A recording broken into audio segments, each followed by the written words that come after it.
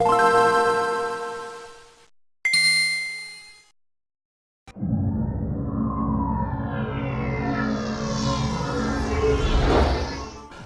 evening, my fellow gamers. I'm Kevin. I'm Carson. And let's take a look at what's going on in the gaming industry with some industry news.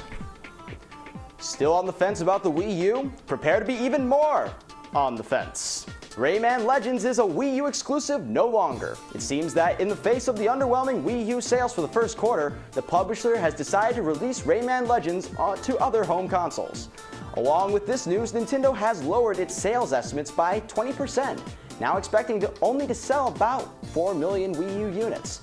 On the upside, these numbers are in the same range as the initial ones for the Wii itself, suggesting to an optimist that not all is lost. Nintendo admits the trouble of communicating the Wii U's benefits, its built-in social network, quasi-portable play, and innovative gameplay to the average consumer. Hopefully, Nintendo will get the Wii U under control or risk losing other exclusives. Ubisoft has dropped some hints about the next Assassin's Creed game, stating that it will take place in a new time period and feature a new protagonist. It appears that we may have seen the last of Assassin's Creed 3's hero Connor, which is surprising given that the previous protagonist Ezio was featured in 3 separate games. Ubisoft said that multiple Assassin's Creed games are in development from several different studios, but that this particular entry in the series is not being developed by series creator Ubisoft Montreal. According to the statement, the game will be released sometime before April 2014. You know my favorite parts of Portal and Half-Life? Watching things happen. Luckily, J.J. Abrams and Gabe Newell have recently announced that they're in talks to collaborate on upcoming film adaptations. They stressed that although they're both only in talks now, they want to move this further. That makes 1 or 2 of us. They debate the different mechanisms by which their media tell stories and the struggle to compromise the interactivity of a game with the plot or character focus of a movie. Considering Abrams has Star Trek and Star Wars on his plate already, this probably won't be taking place anytime soon. And I'm very sure that Gabe's busy anyway, working very hard on Half-Life 3.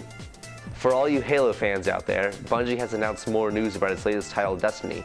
The news will be released in a matter of weeks. Destiny is Bungie's first non-Halo game in over a decade, and will also be the first multi-platform Bungie title. Published by Activision, Destiny is planned to be the first in an epic series of sci-fi games, creating an entire new universe to rival giants like Star Wars and Mass Effect. According to the studio, the game was designed for your inner 7-year-old and is Bungie's attempt at a mythic adventure. Expect to hear more about it in a few weeks. Wild speculation reports some PlayStation 4 specs. According to a Japanese newspaper cited on IGN, the PS4 is slated to launch in 2013 for both the United States and Japan. They also report that the controller will be pretty much the same design as the current DualShock. This confirms suspicions that both Sony and Microsoft are planning on releasing their next-gen consoles later this year. In related news, a former Microsoft exec speculates that the new Xbox will look very similar to Windows 8. Duh, he also expects a touchscreen, which is great because the Wii U is doing great so far.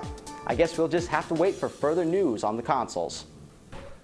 Obsidian Entertainment, acclaimed developer of Knights of the Old Republic 2 and Fallout New Vegas, has been lobbying LucasArts for the opportunity to develop a new Star Wars RPG.